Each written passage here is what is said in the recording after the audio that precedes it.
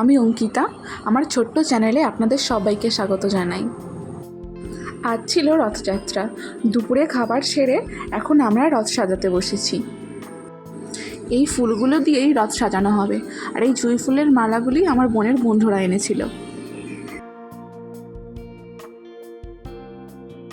কিন্তু ফুলগুলো কিছুতেই আটকে রাখা যাচ্ছিল না, শেষে গ্লুগান দিয়ে ফুলগুলো আটকে দেওয়া হচ্ছিল। আসলে রাস্তায় টানার সময় ফুলগুলি খুলে যেতে পারে, যার জন্য গ্লুগান দেওয়া হচ্ছিল। সবাই কিন্তু বেশ মজা করতে করতেই আমরা রথ সাজাচ্ছিলাম। আর আমার ভাইয়ের কাণ্ডটা দেখুন একবার, কিভাবে বড় দাদাদের সাথে পাকা পাকা কথা বলছিল।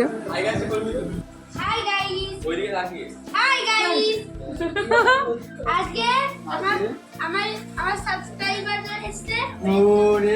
তো সাবস্ক্রাইবার, তো চ্যানেলের নাম কি? আজকে আমার সানু তোমার নাম জান আর তোমার নাম কি? এই নাম নেই। এক নাম হলো কালো কুকুর।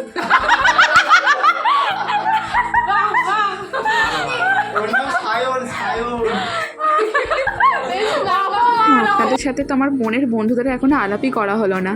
এটা সায়ন আর এইটা চয়ন। আর এই তো নিজের মুখে তাকাচ্ছিল না, নামটাই কি বলবে।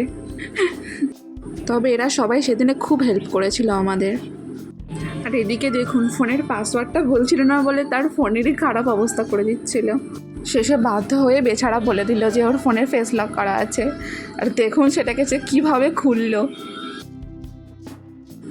যার ফোন এখন তার দায়িত্বেই নেই, অন্য কারোর দায়িত্বে চলে গিয়েছে।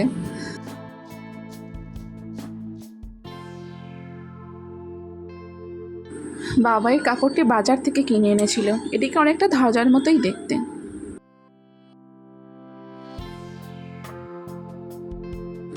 রথটি বাবা 3 বছর আগে কিনে এনেছিল। সেই থেকেই পরিবারের সবাই মিলে জগন্নাথ দেবের পুজো করে রথ টানা হয়।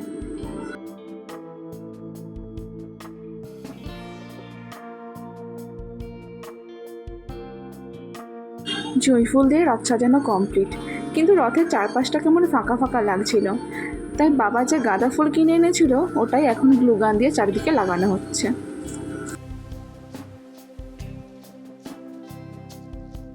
গাঁদা ফুলটা দিতে এবার বেশ কালারফুলই মনে হচ্ছে। সাদা হলুদের কম্বিনেশনটা বেশ ভালোই লাগছে, তাই না?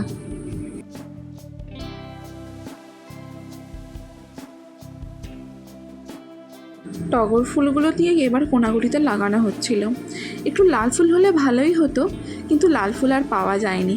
কোনাগুলো একটু বেশি ফাঁকা ফাঁকা লাগছিল, তাই এই ফুলগুলো দিয়ে ভরাট করে দেওয়া হচ্ছিল।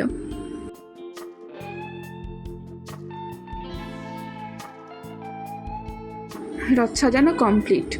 সব শেষে একটু ফিনিশিং টাচ না দিলে চলে, তাই রথের পেছনে যে লাঠিটা আছে ওটাই একটু রঙিন কাগজ দিয়ে জুড়ে দেওয়া হচ্ছিল। লাঠিটি আসলে সাপোর্টের জন্য এক্সট্রা করে লাগানো হয়েছে, নয়তো রথ টানার সময় ঠাকুরগুলো পড়ে যেতে পারে।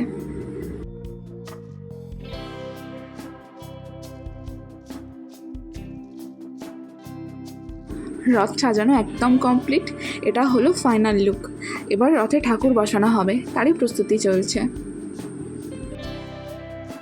এবার রথে নতুন ঠাকুর আনা হয়েছে। পুরনো ঠাকুরগুলোর রং কেমন একটা ফ্যাকাশে হয়ে গিয়েছে, তাই বাবা বাজার থেকে জগন্নাথ, বলরাম, সুভদ্রা 3 ভাই বোনকে একসাথে নিয়ে এসেছে। সবাই ঠাকুরের প্লাস্টিক খুলে ফেলেছিল, কিন্তু সে আর পারছিল না, তাই সবাইকে জিজ্ঞাসা করছে কিভাবে তারা প্লাস্টিকটা খুলেছে।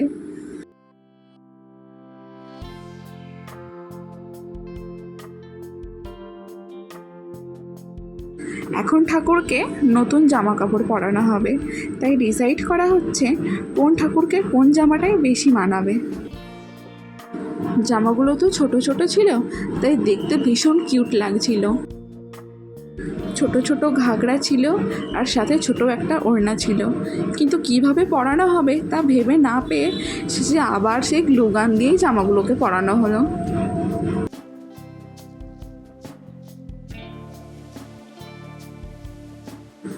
জামা পরে কি সুন্দর লাগছে দেখুন 3 ভাই বোনকে।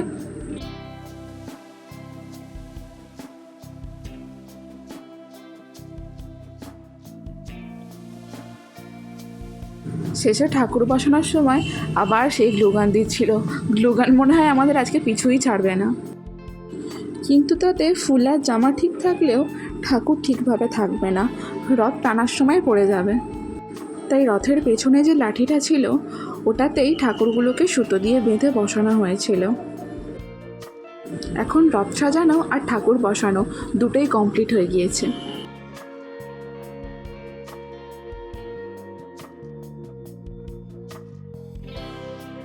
নিচে মা আর ঠাকুমা মিলে পুজোর জোগাড় করছিল। এটা তো ঘরোয়াভাবে পুজো হচ্ছিল, তাই বেশি কিছুর জোগাড় করা হয়নি। একটু চিড়ের ভোগ দেওয়া হবে, তাই নারকেল কোড়ানো হচ্ছিল।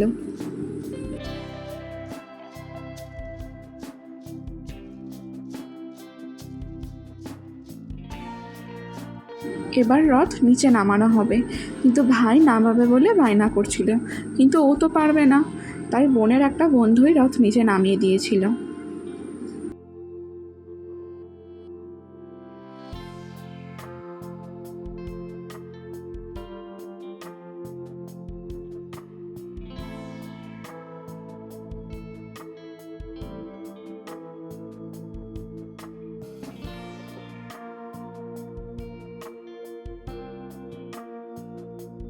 রথ জায়গা মতো বসে গিয়েছে, পুজোর জোগাড়ও কমপ্লিট।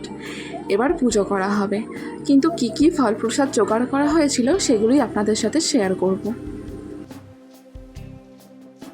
এখানে আম, পেয়ারা, কাঁঠাল আরও অনেক রকমের ফল ছিল, আর একটু চিড়ের ভোগ করা হয়েছিল। মা এদিকে গুজিয়াগুলোকে একটু ভেঙে নিচ্ছিল, কেননা পাড়ার সবাইকে দিতে হবে তো, তাই।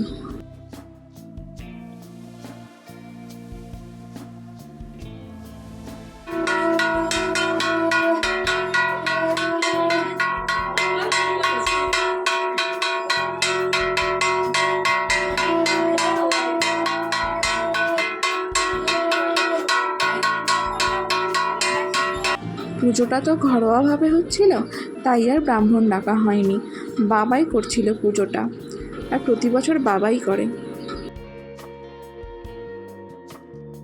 পুজো কমপ্লিট, এবার আমরা সবাই মিলে রথ টানতে যাব।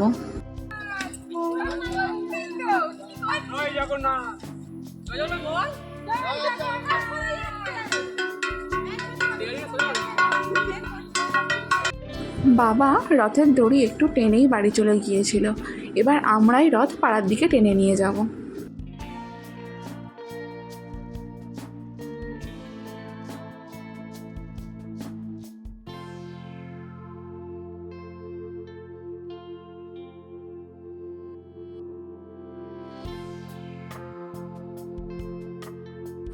পাড়ার সবাইকে এখন মা, কাকিমার বোন মিলে প্রসাদ দিচ্ছিল।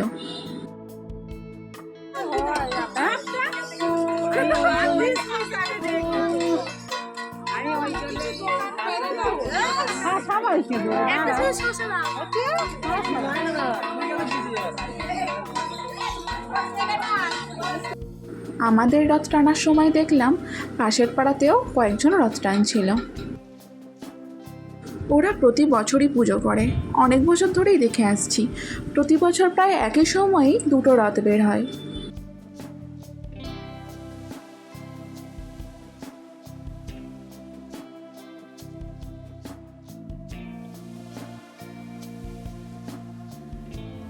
আমরা রথ এখান থেকেই ঘুরিয়ে নিয়েছিলাম, বেশি দূর আর যায়নি। পাড়ার অনেক বাচ্চারাই সেদিন আমাদের সাথে রথ টেনেছিল।